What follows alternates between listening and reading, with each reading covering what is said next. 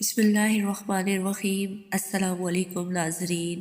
نماز کے دوران سجدے میں آنکھیں بند کرنے والوں کے ساتھ کیا ہوتا ہے؟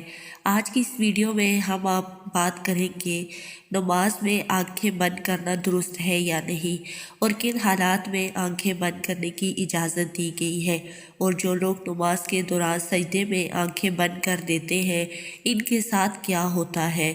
علماء کرام نے اس حوالے سے کیا دلائل پیش کیے ہیں، ان سب سوالوں کے جواب جاننے کے لیے ویڈیو کو آخر تک ضرور دیکھیے گا۔ ناظرین، دین اسلام کا دوسرا ستون نماز ہے۔ قرآن پاک میں جگہ جگہ ایمان کے بعد سب سے زیادہ ذکر نماز قائم کرنے کا ہے۔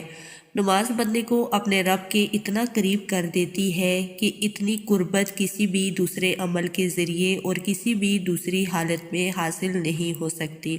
نماز قائم کرنے کی بدولت ہی مسلمان اللہ کی یاد، اس کا قرب، اس کی حضوری، اس کی ہم کلامی جیسی نعمتوں سے فیضیاب ہوتا ہے۔ اور سجدہ جو نماز میں کیا جاتا ہے، یہ ایسی حالت ہوتی ہے کہ انسان اپنا ماتھا، اپنی پیشانی، جو کہ انسانی جسم کا سب سے معتبر حصہ ہے، اللہ کے حضور میں اپنا ماتھا، اپنی پیشانی زمین پر انسان لگاتا ہے۔ اپنی پیشانی کو زمین پر کیوں لگاتا ہے؟ اس لیے کہ وہ ظاہر کرتا ہے کہ میری یہ پیشانی اللہ کے حکم کے آگے زیر ہو گئی ہے۔ یہ میرے رب کا حکم تھا کہ اپنی پیشانی کو سجدے میں زمین پر لگاؤ۔ یا اللہ، میں نے تیرے حکم کی تعمیر کی، میں اکڑا نہیں، میں اترایا نہیں۔ میں نے اپنے جسم کا سب سے بہترین حصہ، تیرے حکم کی سب سے بہترین حصہ، اس کی تیری خاطر جھکا دیا۔ یہی وجہ ہے کہ سجدہ انسان کو اللہ کا مقرب بنا دیتا ہے، اللہ کی قربت حاصل ہو جاتی ہے۔ سجدہ کرنے والا انسان اللہ کا پسندیدہ انسان بن جاتا ہے۔ کیا دین، روح کی اور بندگی کی معراج ان چیزوں کے سوا اور بھی کچھ ہو سکتی ہے؟ ظاہر ہے نہیں ہو سکتی۔ ایمان کی جڑوں کو نمی اور تازگی صرف اللہ تعالیٰ کی یاد سے ہی ملتی ہے۔ جس طرح کی جڑوں کو نمی اور تازگی نہ ملے تو وہ سوکھنے لگتا ہے اور وہ پھلنا پھولنا نہیں ہے۔ اسی لیے جس شخص کا دل اللہ تعالیٰ کی ذات سے غافل ہو، اس کا ایمان مرجھا جاتا ہے۔ نیک اور صالح شخص صرف وہی ہو سکتا ہے جس کے اندر ایمان کی تازگی موجود ہو، جس کے دل میں اللہ تعالیٰ کی یاد گھر کر جائے، جو نماز کی بہت بڑی اہمیت ہے۔ مسلمان اور کافر میں فرق کرنے والی نماز ہی ایک ایسی چیز ہے۔ نماز یعنی جو نماز پڑھتا ہے وہ مسلمان ہے، اور جو نماز نہیں پڑھتا وہ کافر ہے۔ اللہ اکبر۔ ناظرین کرام، سیدنا فاطمہ رضی اللہ تعالی عنہا نے کبھی بھی نماز قضا نہیں کی تھی۔ یہ ہمارے زمانے کی عورتیں کہتی ہیں کہ گھر میں کام زیادہ ہوتا ہے، تھکاوٹ ہو جاتی ہے، نماز کا ٹائم نہیں ملتا، تلاوت کا ٹائم نہیں ملتا۔ ناظرین، ایک مرتبہ رسول اللہ صلی اللہ علیہ وآلہ وسلم اپنی بیٹی سیدنا فاطمہ رضی اللہ تعالی عنہا کے گھر تشریف لائے۔ فاطمہ رضی اللہ تعالی عنہا نماز پڑھ رہی تھیں۔ کھڑی ہونے لگی تو نماز کے لیے دھرم سے نیچے گر پڑی، پھر کھڑی ہونے لگی، پھر گر پڑی، پھر کھڑی ہوئی، پھر گر پڑی، 5 مرتبہ گر پڑی۔ نماز کے بعد رسول اللہ صلی اللہ علیہ وآلہ وسلم نے اپنے جگر کے ٹکڑے سے پوچھا، اے بیٹی، کیا بات ہے؟ تو حضرت فاطمہ رضی اللہ تعالی عنہا نے عرض کیا کہ یا رسول اللہ صلی اللہ علیہ وآلہ وسلم، آپ کی بیٹی کا 5 دن سے فاقہ ہے۔ سیدنا فاطمہ رضی اللہ تعالی عنہا، جو کہ جنت کی ساری عورتوں کی سردار ہیں، ان کا یہ حال ہے، اپنی بیٹیوں کو، بہنوں کو حضرت فاطمہ رضی اللہ تعالی عنہا کے قصے سنایا کریں تاکہ ان کا نماز پر یقین پیدا ہو۔ ذرا غور سے سننا اور یاد رکھنا کہ مسجدوں میں جو لاؤڈ سپیکر لگے ہوتے ہیں، یہ ہمیں پکڑائیں کہ قیامت کے دن ان کی وجہ سے بڑی پکڑ ہوگی، انسان کا بڑا نقصان ہوگا۔ جتنی زیادہ اذان سنتے ہو اور مسجد میں نہیں جاتے، اتنا ہی ڈبل گناہ ہے۔ صبح کے وقت میں جو ہر چیز اٹھتی ہے، چرند پرند، چھوٹی موٹی تمام مخلوق اللہ کا نام لیتی ہیں، اور اللہ تبارک تعالیٰ نے جن کو اشرف المخلوقات بنایا ہے وہ سوتے پڑھتے رہتے ہیں، آدھی رات تک گانے بجانے میں مشغول رہتے ہیں۔ حدیث پاک میں آتا ہے کہ قرآن مجید میں ہے کہ درختوں کے پتے بھی اللہ کا نام لیتے ہیں، پتھروں کے کنکر بھی اللہ کا نام لیتے ہیں، زمین آسمان کے درمیان میں سمندر کا قطرہ قطرہ اللہ کا نام لیتا ہے، دریا کا قطرہ قطرہ اپنے اللہ کو یاد کرتا ہے۔ ناظرین، ہم آپ کو نماز میں آنکھیں بند کرنے کے حوالے سے فقہا کی کیا کیا رائے ہے وہ بھی بتائیں گے، لیکن اس سے پہلے ضروری ہے کہ رسول اللہ صلی اللہ علیہ وآلہ وسلم کی نماز کیسی تھی، اس حوالے سے بھی بات کی جائے، کیونکہ حدیث پاک کا مفہوم ہے کہ تم نماز ویسے ہی ادا کرو جیسے تم نے مجھے ادا کرتے ہوئے دیکھا ہے۔ تو ناظرین، اسی لیے ضروری ہے کہ رسول اللہ صلی اللہ علیہ وآلہ وسلم کی نماز کی حالت میں جاننا چاہیے اللہ کے نبی کس طرح نماز ادا کرتے تھے۔ اللہ تعالیٰ کے محبوب بندوں میں انبیاء کرام، صحابہ کرام رضی اللہ تعالیٰ اجمعین اور اولیاء کرام رحمۃ اللہ علیہ نے انہیں اپنی رحمت خاص سے نوازا اور انہیں مقام انبیاء سے سرفراز کیا۔ ان محبوب ہستیوں کی نماز میں بے پناہ محویت، خشوع اور خضوع تھا۔ رسول اللہ صلی اللہ علیہ وآلہ وسلم اعلان نبوت سے پہلے بھی غار حرا میں کافی عرصہ عبادت الہی میں مصروف رہے، لیکن جب آپ صلی اللہ علیہ وآلہ وسلم اعلان نبوت فرمایا تو آپ صلی اللہ علیہ وآلہ وسلم کو نماز کا حکم ملا اور آپ صلی اللہ علیہ وآلہ وسلم اس پر کاربند ہو گئے۔ ابتدا میں آپ صلی اللہ علیہ وآلہ وسلم چھپ کر نماز ادا کیا کرتے تھے۔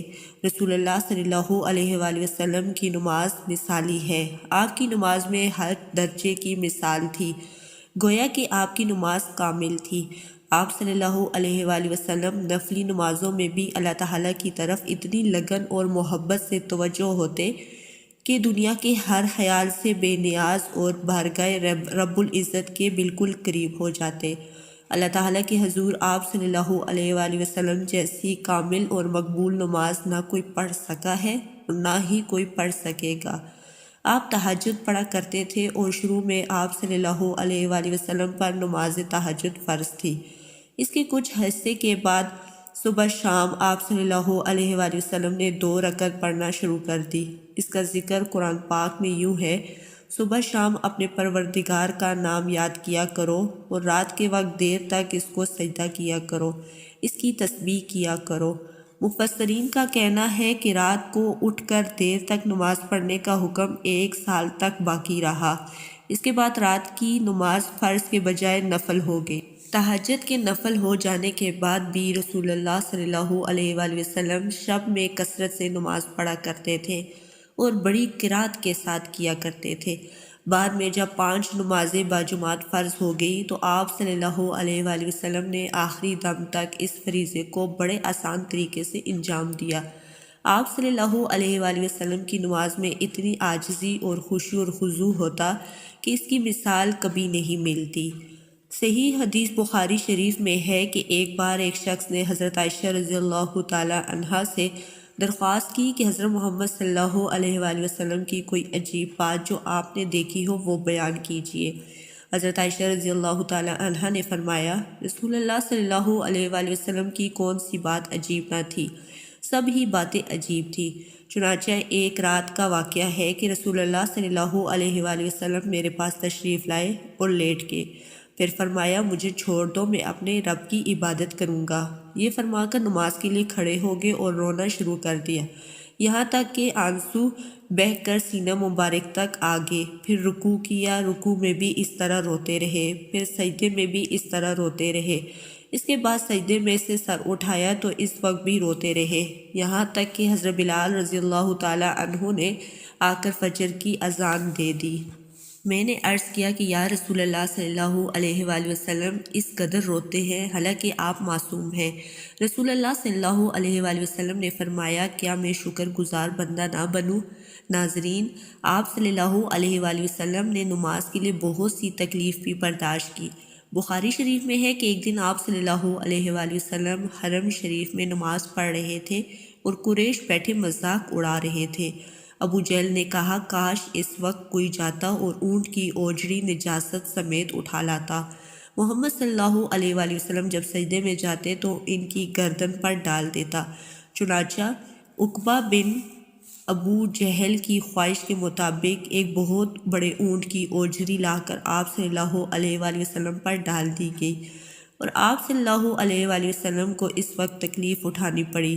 مسلم شریف میں حضرت حذیفہ رضی اللہ تعالی عنہ سے مروی ہے کہ ایک رات مجھ کو رسول اللہ صلی اللہ علیہ وآلہ وسلم کے ساتھ نماز پڑھنے کا اتباع ہوا۔